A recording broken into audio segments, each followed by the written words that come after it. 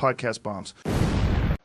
I asked you, what is Kamala Harris's greatest accomplishment? Can you tell me what that would be? Okay, yeah, so just to go through it, just so it doesn't seem like we're dodging, there's a couple different things. She's by far the most active vice president in U.S. history, I'm pretty sure. She's had the most, be mad. Wait, what do you mean active? Like, she's had the most tie-breaking votes in the Senate in U.S. history. I'm pretty sure this is true. Either that or, like, super close. Yeah. We'll be okay, guys. We'll be okay. Let me just rephrase. What, just in your opinion, because I want to get this on the table, what is the single thing that she has done to improve the lives of Americans? I mean, we could talk about her time as the DA. We could talk about her time as California's Attorney General. Yeah. I guess my question to you is, what are the constitutionally prescribed roles of a vice president that she failed to Okay, yeah, I'm glad you asked. So she was in charge of two things. She was in charge of the Russian-Ukrainian war before it happened, and she was in charge of the border.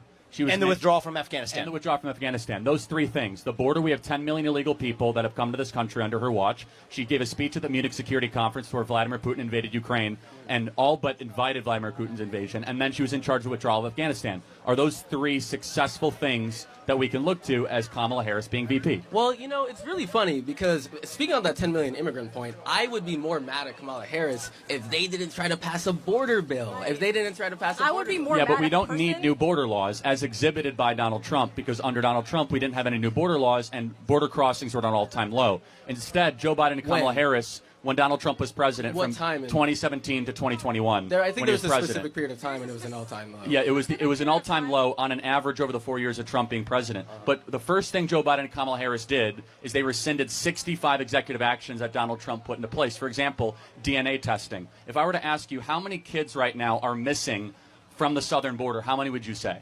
I'm pretty sure y'all say something like 350,000. Yeah, so 320,000 kids are missing, many of whom are being sex trafficked. Do you know why that is? Because Kamala Harris got rid of DNA testing on the southern border, where you no longer have to be swabbed DNA test. It takes 90 seconds to find out if a kid is related to the person that is bringing them across the border. So Kamala Harris has been responsible for the border, which is one of the greatest failings in modern American history. And so, yes, as a vice president, you are tasked with certain projects and certain things. Everything she has touched has been a miserable failure. If that is the case, why would she be a good president? Okay, so a couple different things on that whole immigration point. One, again, it's weird to frame the border thing as like only an additional thing for new laws. Like we know for a fact there's going to be additional border agents. We know for a fact there's going to be additional funding. Additional judges. Additional judges. So remain in Mexico was Trump's signature policy. It was. Okay, so it means you remain in Mexico as your case is adjudicated. Yeah. Right now, do you know if remain in Mexico is still the law of the land? It's not. It is not. Actually, so that's just, you have no reason. I'm not going to hold you responsible for this. Okay. Actually, it turns out remain in Mexico is the law of the land. A federal judge has held accordingly. They're just not enforcing it. So Donald Trump in the Republican position, I share this, is if you're not going to enforce the laws as they exist, there's no point in actually passing new laws. The first step we need to do is enforce the laws as they exist right now. And back to the broader point about Kamala Harris versus Donald Trump. I'm just going to give you some hard facts. Okay.